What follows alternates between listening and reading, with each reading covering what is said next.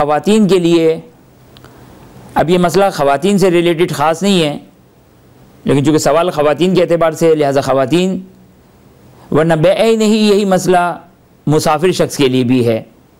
मसला क्या है? मसला ये है कि ख़ातून के लिए जो उसके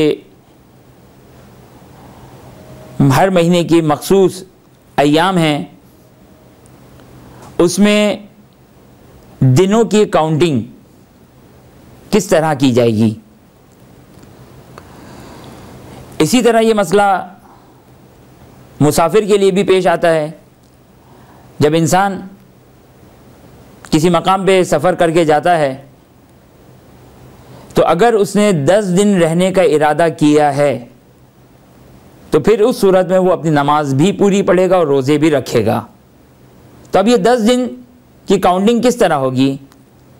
24 आवर या दिनों के एतबार से किस तरह काउंटिंग होगी? बस चाहे वो मुसाफिर का मसला हो, चाहे औरत के इन मखसूस अय्याम का मसला हो, चूँकि औरत के लिए इन मखसूस अय्याम के लिए ज़रूरी है कि मिनिमम कंटिन्यूस 3 डेज़ तक वो नजासत देखे, तो इस सूरत में ये मेंसेस और हैज़ कहलाएंगे। अब ये 3 दिन की काउंटिंग और मैक्सिमम 10 डेज़, 10 दिन से ज़्यादा नहीं हो सकता, तो इसकी काउंटिंग किस तरह करेंगे? अब ज़ाहिर है इसकी मिसालें तो बहुत सारी बनेगी, लेकिन सिर्फ 2 मिसाल, क्योंकि 2 डिफरेंट कैलकुलेशन हैं, लिहाजा 2 मिसाल के ज़रिए से इस मसले को वाज़ेह किया जाएगा। और बैन ही इसी तरीके से मुसाफिर के लिए भी यही कैलकुलेशन करने का तरीका है। अब मसलन एक औरत दिन के किसी वक्त में इस हालत में मुब्तला होती है, मसलन दोपहर 2 बजे, 12 बजे, 8 बजे सुबह, मगरिब से पहले शाम 5 बजे। खुलासा है कि दिन में अगर किसी वक्त एक औरत इस हालत में हो जाए, तो फिर इस सूरत में, अब जैसा कि हमने मसला बयान किया, ये कम से कम 3 दिन और मैक्सिमम 10 डेज़, 10 दिन, तो 3 दिन कब मुकम्मल होंगे? जुम्मे को दोपहर 12 बजे शुरू हुआ, हफ्ते को दोपहर 12 बजे एक दिन मुकम्मल हो गया, इतवार 12 बजे 2 दिन, और पीर को दोपहर 12 बजे 3 दिन मुकम्मल हो गए। अब ये औरत अपने आप को इस मखसूस अय्याम में करार दे सकती है, क्योंकि 3 डेज़ कंटिन्यूस, मुसलसल 3 दिन तक ये सूरत, ये कैफियत जारी और बाकी रही। चूँकि इसमें मुसलसल रहना चाहिए 3 दिन, तो ये काउंटिंग इस तरीके से। खूब अब इसके 10 दिन कब मुकम्मल होंगे? खूब आसान कैलकुलेशन है इसकी कि जुम्मे को 12 बजे शुरू हुआ, हफ्ता पहला दिन 12 बजे, इतवार दोपहर 12 बजे दूसरा दिन, पीर दोपहर 12 बजे तीसरा दिन, मंगल बुध जुमेरा जुम्मा हफ्ता इतवार पीर। अब जब दूसरा पीर आएगा तो दोपहर 12 बजे 10 दिन मुकम्मल हो जाएंगे, और जब 10 दिन मुकम्मल हो जाते हैं तो फिर इस सूरत में अब उसे गुस्ल लेना पड़ता है। अब उसकी क्या कंडीशन और क्या शराइत है वो अपने मकाम पर, लेकिन काउंटिंग का तरीका ये होगा। खूब ये सूरत हाल उस वक्त, ये पहली सूरत कि जब औरत दिन में किसी वक्त खून देखती है। लेकिन अगर यानी 2 कंडीशन, मैंने कहा 2 कंडीशन है, ये एक कंडीशन हो गई दिन में। अब दिन कहते किसको हैं, यहां थोड़ा सा इख्तिलाफ बयान कर दूं। दिन किसको कहते हैं? आया दिन का आगाज सूरज निकलने पर है, या दिन का आगाज तुलुए फजर यानी नमाज फजर के वक्त से है? दिन का आगाज कहाँ से है? क्योंकि हमने तो मिसाल दी दोपहर 12 बजे की, वो वाज़ेह दिन था। दोपहर 2 बजे ये वाज़ेह दिन है, लेकिन दिन का आगाज कहाँ से होता है? सूरज निकलने से या तुलुए फजर यानी नमाज फजर से? इसमें इख्तिलाफ है। मरहूम आगे खुई फरमाते थे कि सूरज निकलने से दिन का आगाज होता है, उससे पहले वो रात के हुक्म में है। या बैन तुलुऐन, तुलुए फजर से लेकर तुलुए आफ्ताब यानी जो फजर का टाइम है पूरा, ये आगे खुई के एतबार से ये रात का टाइम है। बस आगे खुई के एतबार से दिन का आगाज सूरज निकलने से, आगे सीसानी के एतबार से दिन का आगाज अजान फजर से है। अजान फजर से दिन का आगाज हो जाता है। और मरहूम आगा खुमैनी वो फरमाते कि एहतियात की जाए। अब ये एहतियात, फ़िलहाल इस मसले को एहतियात के उन्वान से इसको बयान करना बहुत ज़्यादा तवील गुफ्तगू हो जाएगी, लेकिन इन शॉर्ट ये कि आगे खुमैनी ये फरमाते हैं कि बैन तुलुऐन ये डाउटफुल है हमारे लिए, नहीं मालूम क्या यह रात है ये जिस तरह आखोई कहते हैं, या दिन है जिस तरह आगे सीसानी कहते हैं। लिहाजा एहतियात वाजिब लगाते हैं वो। और चूंकि इसका इफ़ेक्ट, इसका असर निस्फ़े शब की कैलकुलेशन में भी पड़ता है और वहाँ पर इसका असर पड़ता है। बहरहाल एहतियात वाजिब है। इस मसले में उनके मुक़ल्लिदीन रुजू कर सकते हैं और रुजू करने की गुंजाइश है। वो किसी एक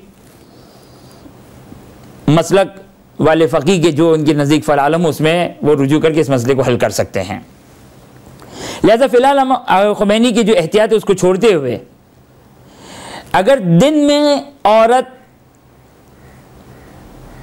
खून देखे तो अब दिन का मतलब क्या हुआ? दिन का मतलब आगे खुई के लिहाज से सूरज निकलने के बाद और आगे सीसानी के लिहाज से तुले फजर के बाद।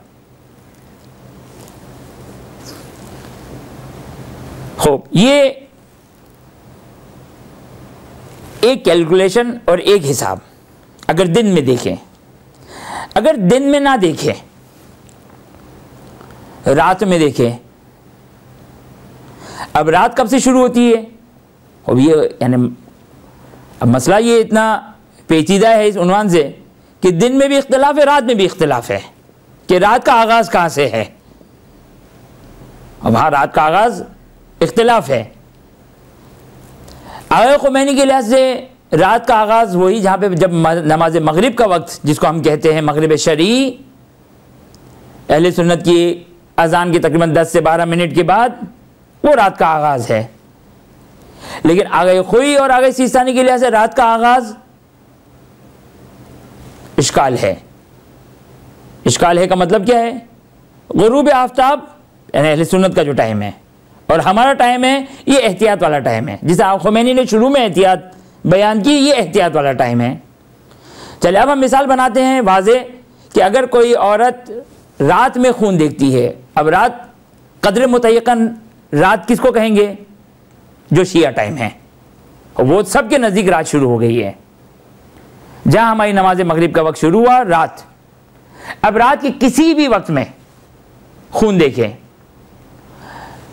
अजान फजर से आधा घंटे पहले, 1 घंटे पहले खून देखा, बस खुलासा ये है कि रात में किसी वक्त भी खून देखें, उसको हिसाब में ना लाएं। अब 3 दिन काउंट करने हैं। अब हम यही मिसाल जुम्मे के 12 बजे वाली जो हमने मिसाल दी थी, इसी मिसाल को आगे बढ़ाते हुए कि मिसाल के तौर पर एक औरत को शब जुमा अजान फजर से 1 घंटे पहले ये सूरत हाल पेश आई उसके लिए अब यहां पर 24 घंटे की कैलकुलेशन नहीं होगी, बल्कि अब कैलकुलेशन क्या होगी, अब कैलकुलेशन ये होगी कि अब जो जुमे का दिन का आगाज होगा, जुमे के दिन का आगाज कब से होगा, आगाही सीस्तानी के लिहाज से अजान फजर से, आगाही खुई के लिहाज से सूरज निकलने से, और आखिर के लिहाज से वो एहतियात वाला। जब से भी जुमे के दिन का आगाज होगा, ये एक दिन कब मुकम्मल होगा, अजान मगरिब पर एक दिन मुकम्मल हो गया। अब वो दोबारा पूरी रात को दोबारा काउंट नहीं करनी है, ये एक दिन अजान मगरिब पे, यानी जुमे के दिन की जहां अजान मगरिब हुई एक दिन कंप्लीट हो गया। हफ्ता अजान मगरिब पे 2 दिन कंप्लीट, और इतवार अजान मगरिब पे 3 दिन कंप्लीट। अब टेक्निकली देखा जाए तो 24 घंटे करके 72 घंटे नहीं बने हैं, क्योंकि फर्ज ये कि अजान फजर से 1 घंटे पहले खून स्टार्ट हुआ था। बस अगर दिन में अगर शुरू हो तो कैलकुलेशन 24 आवर्स की होगी, 24 घंटे के हिसाब से होगी, और अगर रात में आगाज हो तो फिर इसकी काउंटिंग और इसका हिसाब दिन से इसका आगाज होगा। अजान मगरिब पे 1 दिन, दूसरे दिन की अजान मगरिब पे 2 दिन, और तीसरे दिन की अजान मगरिब पे 3 दिन। इसका मतलब ये नहीं कि फ़कत दिनों में ही आए, नहीं, रातों में भी आना ज़रूरी है। 3 कंटिन्यूस दिन में औरत अपनी इस कैफियत को देखती रहे, अपनी सूरत हाल पे बाकी रहे, कंटिन्यूस 3 डेज के बीच में भी वो कहीं पाक ना हो, लिहाजा बीच के जो रातें हैं उसमें भी आना ज़रूरी है। लेकिन जहाँ 3 डेज कंप्लीट हुए अजान मगरिब पे, ये उसका मेंसेस बन जाएगा, ये उसका हैज़ बन जाएगा, और अब यहाँ पर ज़रूरी नहीं कि बाद वाली रात में आए, बल्कि ना भी आए तो भी ये औरत इस अपने मखसूस अय्याम वाली कहलाएगी, और इसको नमाज और इबादतों को तर्क करना होगा। बस अगर दिन में आगाज़ है तो 24 घंटे की कैलकुलेशन, अगर रात में आगाज़ है तो फिर इस सूरत में डे टू डे, दिन से दिन तक, अगरचे बीच की रातों में भी आना ज़रूरी है ताकि तसलसल बाकी रहे, तो इस तरीके से हिसाब किया जाएगा। खूब ज़िमनी तौर पर यह भी बात हमारे लिए वाज़ेह हो गई कि अगर हम मुसाफिर हुए और 10 दिन का इरादा करते हैं कहीं किसी मकाम पर, मसलन एक शख्स अपने फर्जन से मिलने, अपने रिश्तेदारों से मिलने दुबई गया, अब दुबई मिसाल, असबाब मिसाल, खूब अब 10 दिन रहना है ताकि नमाज पूरी पढ़नी है, तो अगर दिन में पहुंचे तो 24 आवर्स की कैलकुलेशन हो जाएगी, 240 आवर्स बन जाएंगे अगर दिन में पहुंचे, और दिन की तारीफ हमने बयान कर दी। और अगर रात में पहुंचे तो फिर इस सूरत में मसलन शब जुमा, यही शब जुमा के में अगर पहुंचे तो जुम्मा, हफ्ता, इतवार, पीर, मंगल, बुध, जुमेरात, जुम्मा, हफ्ता, इतवार, इतवार की मगरिब पे 10 दिन मुकम्मल हो जाएंगे। अब ये कैलकुलेशन इसी तरीके से है। तो ये मसला कि किस तरीके से कैलकुलेशन करनी है 3 दिन की, उसकी वजाहत हो गई। बिरहमतिक या अरहमर राहिमीन व सल्लल्लाहु अला मुहम्मद व आलिहि